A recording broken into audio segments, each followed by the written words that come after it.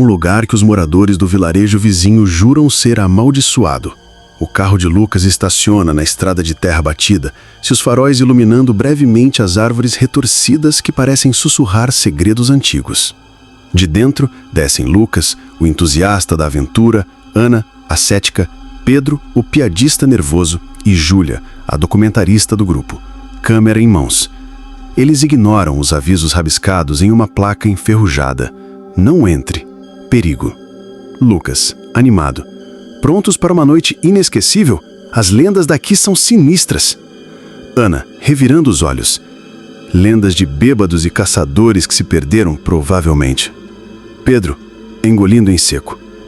Mas dizem que tem uns uivos bem diferentes por aqui.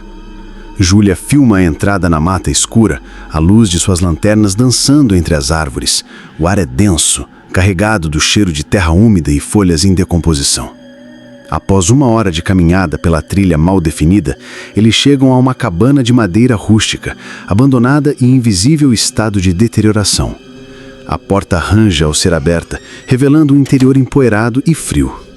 Lucas, perfeito, nossa fortaleza para a noite.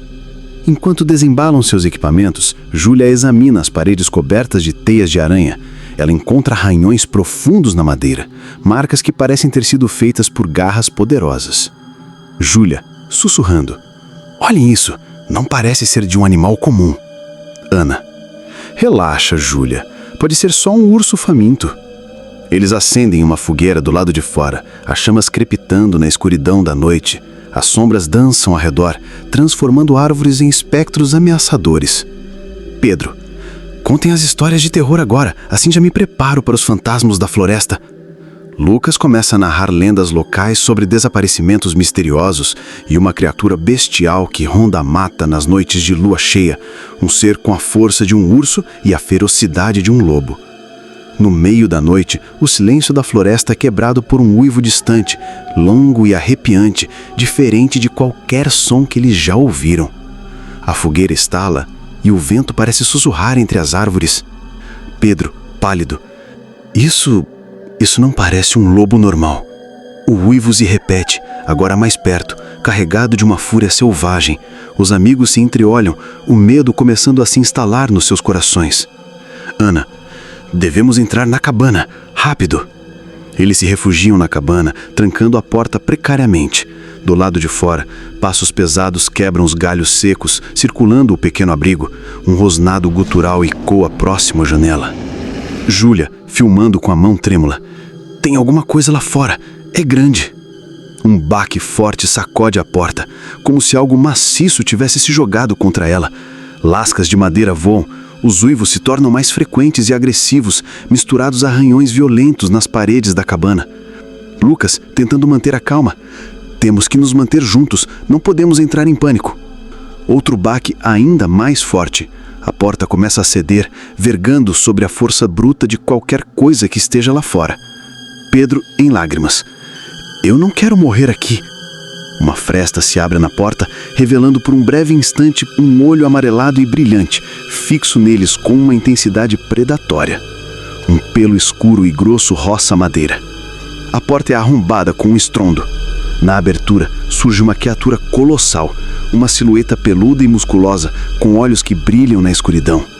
Não é um lobo comum, nem um urso. Há algo de bestial e humanoide em sua forma, algo terrivelmente errado. Um grito de terror coletivo ecoa na cabana. A criatura avança, suas garras afiadas como facas estendidas. Lucas tenta bloquear com uma cadeira, mas é arremessado para o lado com violência. Ana tropeça para trás, enquanto Pedro se encolhe num canto, paralisado pelo medo. Júlia, apesar do terror, mantém a câmera ligada, registrando a criatura enquanto ela rosna, revelando dentes longos e chafreados. A criatura agarra Ana, seus gritos sendo abafados por um rosnado. Lucas se levanta, cambaleando, e tenta atacar a besta com um pedaço de madeira quebrado, mas é facilmente repelido. A criatura parece brincar com suas presas, sua força muito superior à dos humanos.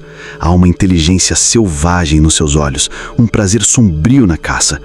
Não parece estar apenas faminta, há uma malevolência, um propósito por trás de seus ataques. Júlia, em último ato de desespero, joga a câmera na direção da criatura, tentando distraí-la enquanto ela e Pedro tentam fugir pela janela quebrada. O sol começa a surgir no horizonte, tingindo o céu com tons de laranja e roxo.